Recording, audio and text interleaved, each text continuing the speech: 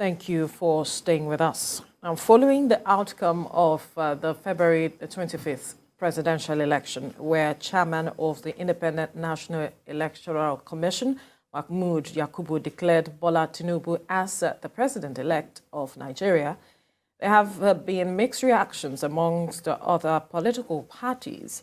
Some aggrieved political parties, including the Labour Party and the People's Democratic Party, have filed petitions to annul the election or declare them winners on account of non-transparency at the polls. Bola Tinubu of the All Progressives Congress polled more than 8 million votes to beat Atiku Abubakar of the People's Democratic Party and Peter Obi of the Labour Party.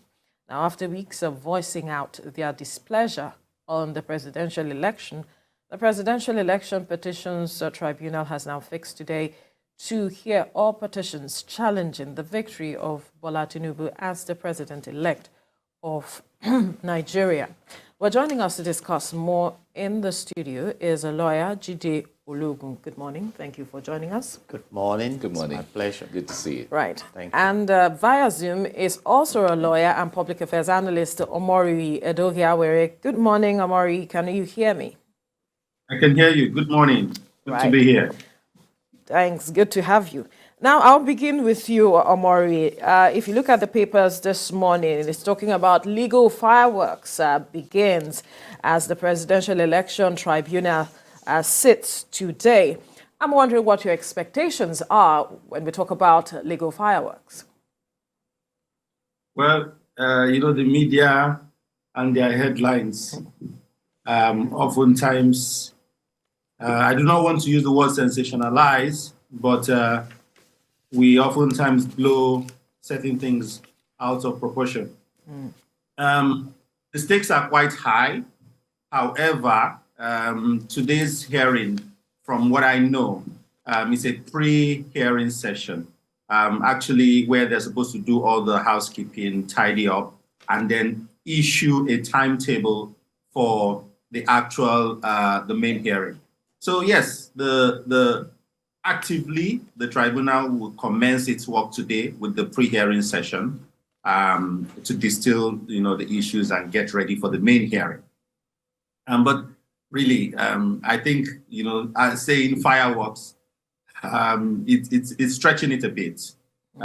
Yes, they are ready for work, ready to begin to hear the matter on ground by, first of all, tidying up what needs to be tidied up before the main business of the day. Expectations are high, but like I always say, and I have said to a couple of colleagues, we must resist the urge to put the judiciary on trial. We must clearly allow the judiciary perform its functions without putting them on trial, without overheating the polity, so to speak. The judges are within all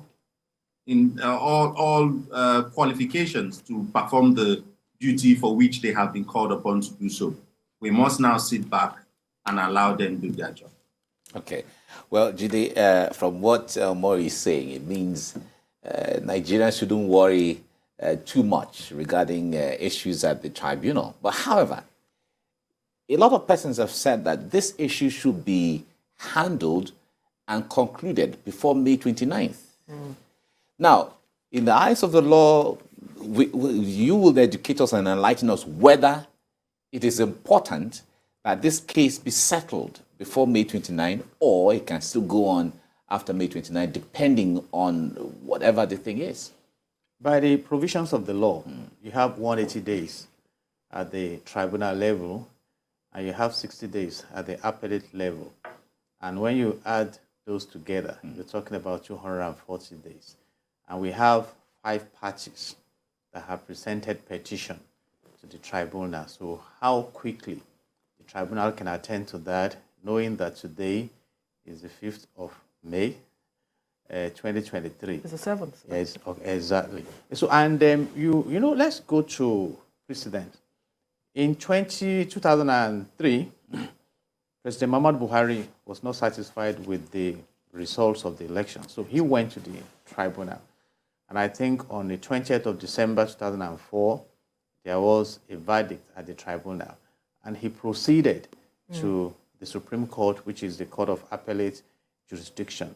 And a verdict was given on the 1st of July 2005, affirming the victory of Chief Olusegun Obasanjo. And when you look at that, he was already in office. You know, it's the desire of many that these issues should be cleared before the swearing-in ceremony. But are we pushed that back now to the National Assembly? Now that we have noticed this, what do? If you look at Section 4 of the Nigerian Constitution 1999 as amended, it says that the National Assembly shall make laws for the peace, order, and good governance of Nigeria. And so, in protecting the service of justice, can we ensure that all these things are done? But by now, with the provisions we have, you know, we have 240 days for the life cycle of judicial interventions. But that is not to say that the judiciary cannot say, okay, let's go back to back and run through within the stipulated time. Again, we now come to the bar. You know, when you make reference to the bench, you are talking of the justices. They are highly experienced. Today is just the pre-hearing to sort out issue of evidence, witnesses, then if there are pending applications. Because today, for instance, a party may come in and say, okay, I'm no longer interested, I'm pulling out and things like that. Then set a timetable. So what's the guarantee that after setting the timetable, the bar will not begin to come with different issues? So it's a holistic thing we need to attend to. But if we have specific provisions of the law that say that judicial interventions as an end of our electoral processes must be exhausted before the swearing in, then perhaps it will help us. And we've had instances in the past. You recall the case of the Kogi State election where one of the candidates died at a very critical moment. Yes. The Electoral Act amendment of 2022 took care of that. We have had a provision saying if you are a political appointee, you cannot go and be active at the primaries. We have implemented that. So it's about the laws of the land. So right now, beyond emotions, beyond sensationalism, these are the provisions of the law.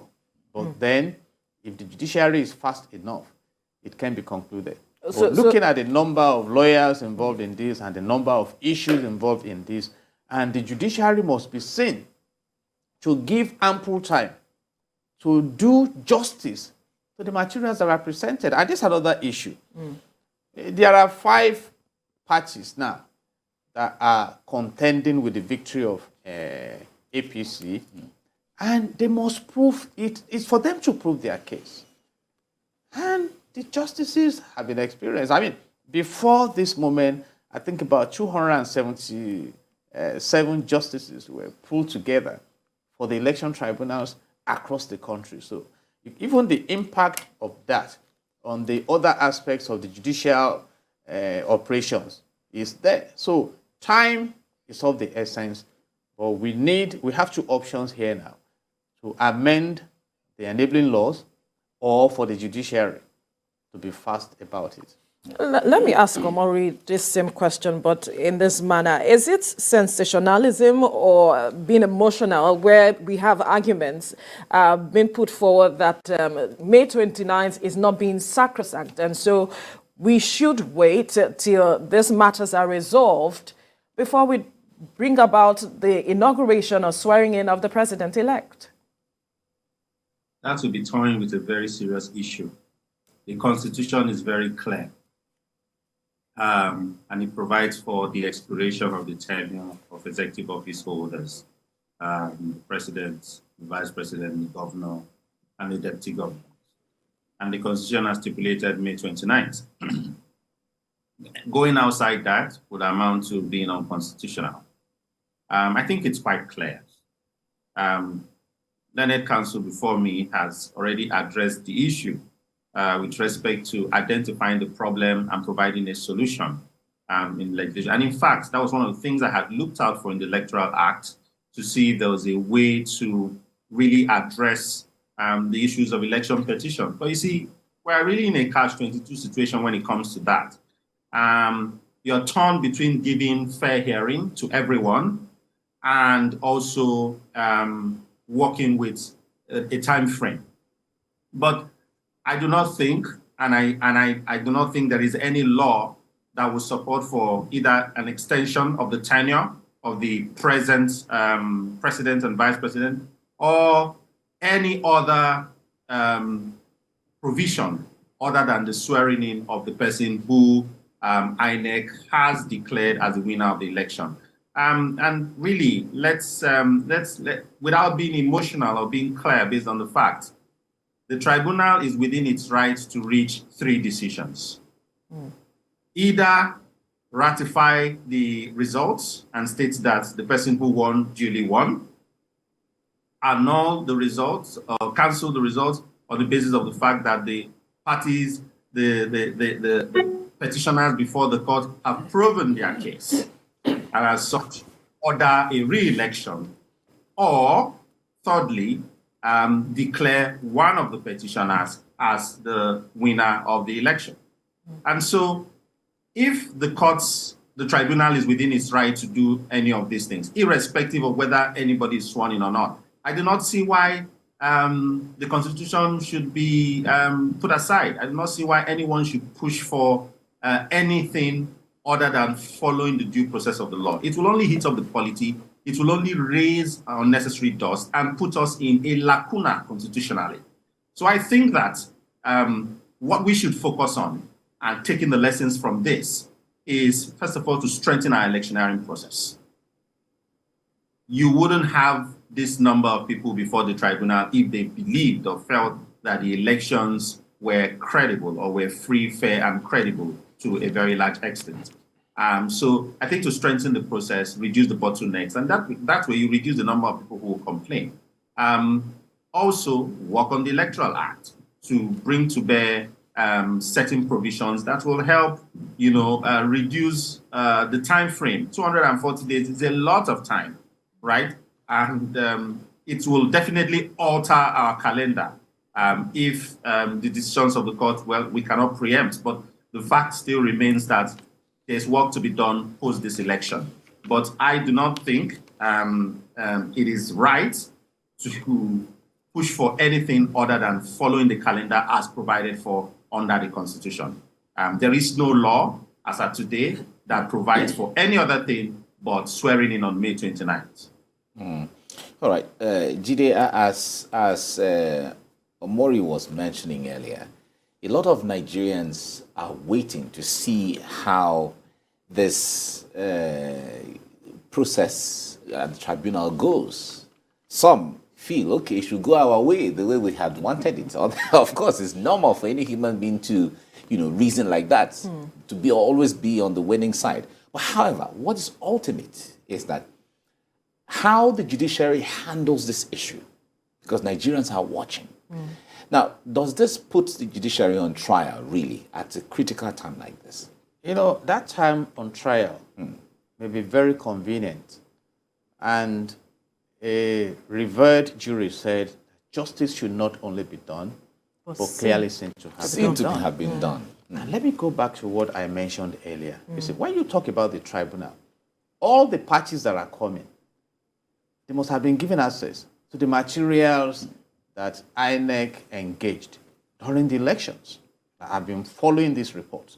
So you are now coming before a tribunal where you can present your case. We are talking of senior advocates of Nigeria. And we are not just talking about just one judge listening to them. They are justices who are well experienced. And we expect that they deliver justice. But you raised a very valid point. It's now for the stakeholders to begin to express their biases. And that is where you will have comments. And we tried raising issues like this in the recent case of Ekweremadu in the UK. In fact, the ECOWAS, Chief Olusegun was the first to write a letter and everything. But you saw how the judicial system there stood on the lane of justice. And he has the opportunity to appeal and things like that. So I think we also need to come to that level. Whether we like it or not, you may be the Chief Justice of the Federation today. One day you retire, you come back to a society. And the kind of society you enable or disable through your opportunity of being in office, you return to that society. And I think these issues are very clear. But let me point it clearly. Nobody will help you win your case in court. You are to come and, prove your case. And with your witnesses, with the exhibits and all you can put together, why don't you go out there and marshal your points? And we've had situations where sitting governors were asked to step aside. We had the case of Bayelsa State, where the governor-elect was rehearsing for his inauguration, and he was asked to step aside. So we cannot so these are the issues. But right now, we are identifying what can be done to help us in the future. Yes. If the National Assembly, we have 109 senators there, 360 House of Reps members, are so interested in timing and the need for the sanctity of office, then let them come up with an amendment that, okay, where there are disputes after elections, and you may go to the tribunal, as stipulated now in Section 65 of the Electoral Act 2022 as amended, then everything should end before. It's either you extend again, which is a constitutional thing, May 29, to another date, maybe after the 180, laws are made for the people. So we have to find a way of also pushing for greater credibility in our processes. But as we speak this morning, these are the provisions of the law. So come May 29, the law says the president-elect should be sworn into office, and that does not in any way stop the judicial intervention that is going on all the way to the Supreme Court. And until we get there, then we get a verdict coming from it. So by and large, as a nation, we need to prompt a system that is effective to even be preventive in nature. You see, it's not so democratic. When democracy started in Athens, in Greece, I'm sure they didn't bring in judicial interventions. The intention was not that, okay, we go into rambles and things like that. So it's the way we have been practicing it. You see, and I have argued all the way through. INEC has been constitutionally mandated to be the sole umpire. And when they come to the final delivery of their assignments, those who are not satisfied, which is also a window that is open to pursue justice. But if you are pursuing justice, nobody will pursue it on your behalf. You go all out there, present what you have, marshal your case, and we hope that at the end of the day, we groom our democracy to the next level. Like I said, in 2015, nobody read or spoke about tribunals because the former president, Goodluck Ebele Jonathan, just said, okay, let's go on, as a man of peace. But you cannot say that everybody should follow that template, that path, yes. Of course, because, in fact, the more you challenge the system, the more you develop the strength. And that's why what we do is to identify substantive issues. Whether we like it or not, we are in May already. And the tribunal is yet to even start the substantive attention to the matters before then. So by today now, I don't know the timetable they will set. And we also need to understand with the judiciary. And my brilliant colleague mentioned that judiciary is expected to give fair hearing.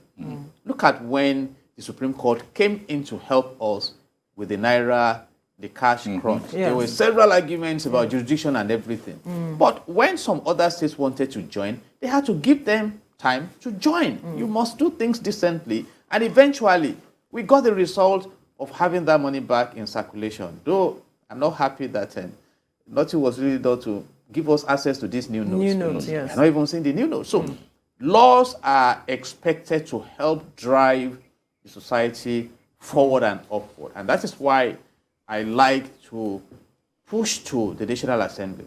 They represent all the constituencies in the nation, and they make the laws. Judiciary, we interpret the law. The executive, we implement. So these are issues of our time right now as we look forward to the tribunal at their level to deliver justice. And it's not final. Look at the case of Osun State. At the tribunal level, the tribunals upturned the victory of Adeleke, and the man went to the appellate level that reinstated, and on and on and on. You move on. So, and these are what we have in the country. We have three arms of government with their constitutional mandates. So the judiciary is there, and I've said it at a time. If parties don't come to the tribunal, the 277 justices will have returned back to their normal jurisdictions to adjudicate on other issues of judicial concerns. But if parties are coming to court to the judiciary, then we attend to them. So if the scenario we have now is that people are saying, okay, let's just go on and save this cost and time, why not? But that process is there. We must run our democracy through that incubator and see how we develop the strength of our democracy. All right. Let me come to you now, Maury. Now, some of the petitioners are asking the tribunal to pay attention to substance and not technicalities. Help us better understand what they mean. Well, I'll give an example. If you are a chef and you are cooking, and let's say the cookbook says you have to use granite oil, and you go to use possibly palm oil. Now, because you've gone against the cookbook, they'll say the meal you have cooked does not meet the requirements. But the substance would be the food that has been cooked. Is it edible? Does it provide nourishment?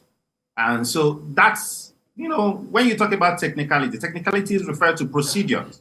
What are the procedures that are to be followed to meet a certain point?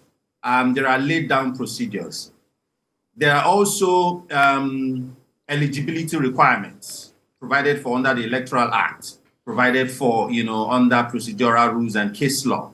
Do the parties before this court meet these requirements? I think that asking the courts to look away from technicalities may be a bit dangerous, but also it's important that the court also, what we should push for is that the justice of the matter should be at the central focus of the tribunal. And so what that means is that the tribunal must now ensure that it does not allow technicalities take it, too far from the center, the core, which is ensuring that justice is not only done, but manifestly done. But that does not mean that a party who has not fulfilled a condition precedent, who has not done what he or she ought to do, and has come before the court, will now jettison or ask the court to jettison the fact that he has not done the needful and focus on the fact that justice needs to be done. We must, create a balance. The balance being that he who comes to equity must come with clean hands. If you have come before the tribunal, you must meet the condition precedent that has brought you before the tribunal. And you must fulfill the laid down procedure for which the tribunal has been set up that will bind the proceedings, the system that you have come before. And that is important. Because if you ask the courts to look away from technicalities and focus only on justice, you're asking the courts to throw open its windows without any procedural limits or systems in place to guide their activities. And that is also dangerous. So I think it's just creating a balance.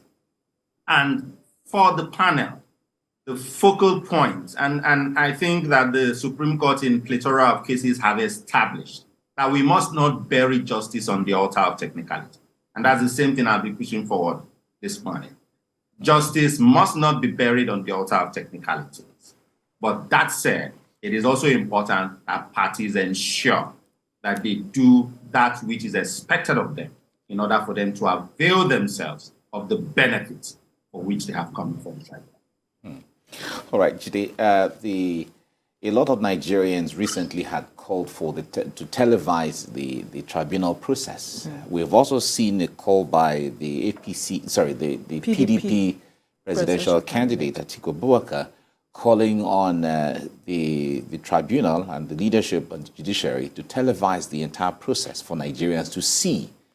Now, the comments that some Nigerians had made in regard to the issue of televising the process, they say they want to see the lawyers who are going to be against Nigeria, and things like that. That's by the way. But these are serious issues and concerns that Nigerians are making. Talk to us from that window. The televising it and not televising it. What are the consequences? What are the other sides of it? It's at the discretion of the tribunal, really. You recall the case of Nnamdi Kanu at some points, the media could come at some point, and for those saying they want to know the lawyers who are against Nigerians, it's still part of the sentiments we are talking about. And we must agree that nerves are on edge. But having said that, the judicial process does not run on the horseback of sentiments and emotions, you see.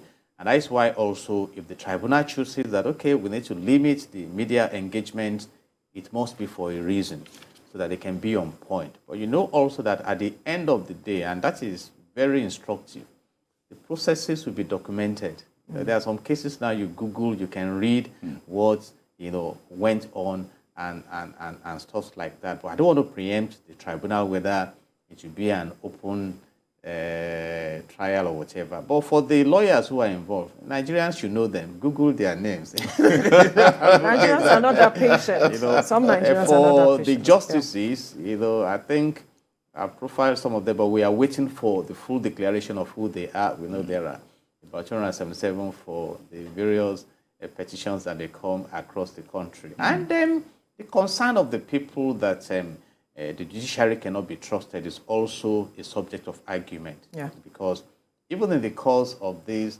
election petitions, there were situations where your party won, maybe the National Assembly, and INEC has done well there, or you didn't win presidential, or INEC has not done well. So, and that is why you have the judiciary. Bring all this. And that brings me to the case of Solomon in 1 Kings chapter 3, verse 16 to 28, 1 Kings 3, 16 to 28, where two women came with a living child and a dead child, and the one with the dead child was the one shouting, the other one must die. And the king said, okay, bring a sword, kill the living one. And the real mother said, no, don't kill that baby. And the king said, give the baby to. So you never can tell where we are moving. Like I said earlier, with the interest, including myself, on concerned basis, the case of Ekweremadu, the case that the daughter needs help. But the British judicial system is not looking at that. They are looking at modern slavery, exposing, and they even dug some deep things that might not have been known to the general public. For instance, the middle person that collected some millions of pounds, how much was remitted to? There are deep things you go into. And I said earlier, INEC would have made materials available to all the parties. If there's any party now that INEC has not released materials to, then they can come out to say that we didn't have access. So when you have access to your arsenals, then you should be able to engage your arsenals in a way to record victory. You see, but by and large, generally speaking, we should be seen to have delivered justice. And like I said earlier, we are all involved. If you contribute to the emplacement of justice in your society, you benefit from the fruits of justice. And if you decide to contribute to injustice, somewhere along the line, you become the victim of injustice. So that is where we are, But I may not be to extend more because the matter is before we don't want to preempt how it will run, but we are all free to monitor. I mean, with the online generation that we have now. But please don't be carried away by media reports. You need to fact check what exactly is going on. But there are some media organizations you can trust to bring us live relays of whatever will be going on there. But at the end of the day, we all conclude it and start preparing for the next elections in a more robust way that will help us not slip into some of the lapses that punctuated the most recent general elections in the country. Right. I believe that this matter of televising or not televising is a matter of confidence in the judiciary system. And Omori, we earlier spoke about the matter of the Election Petitions Tribunal being seen to do justice in such a way that the people can repose confidence in them being the last hope of the common man. So what should they do now when we are looking at the matter of justice being seen to be done? What are your expectations of the tribunal?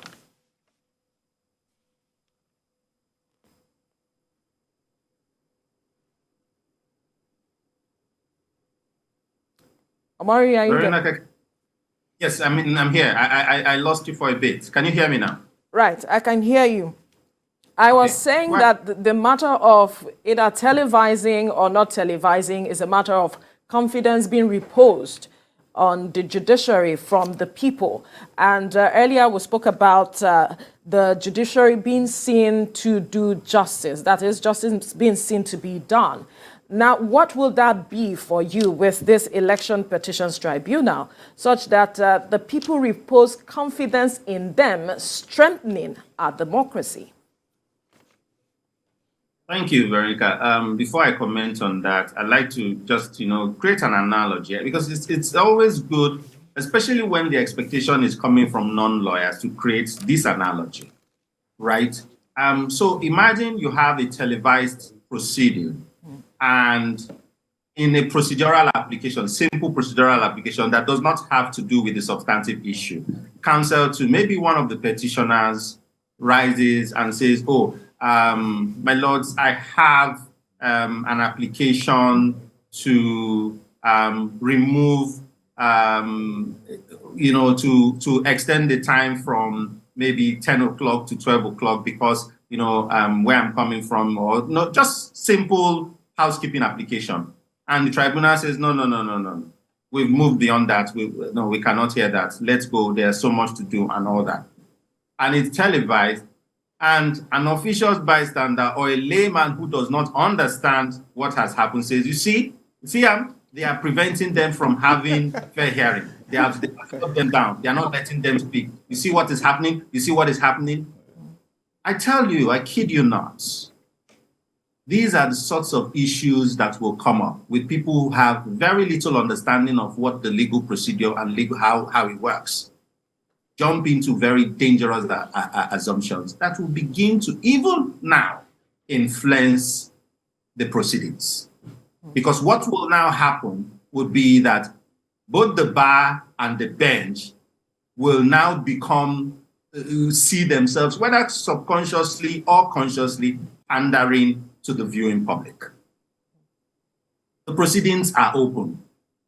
They are not held in secrets. Like my learned friend has said, the proceedings are such that anybody can walk up to the tribunal and be allowed entry. And if the halls are full, you have the media there who will give a detailed report.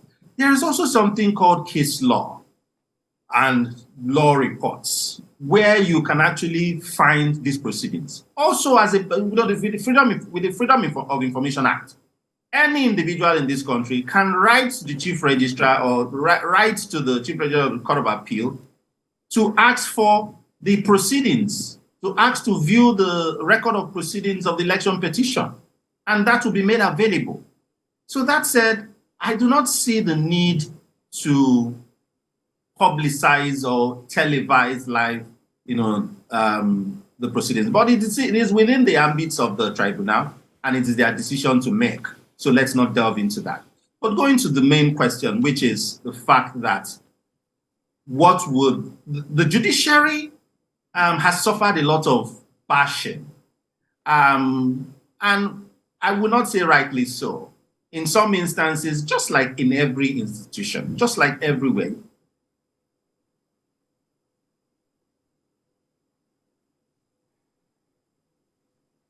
We seem to have lost the audio from Omori there. Right. Okay. So we certainly will... we will return to him as soon as we can. Okay, Okay. are you there? yes, I am. Can All you right. hear me? Yes, we can hear you now. So go ahead with what you were saying, your line of thought.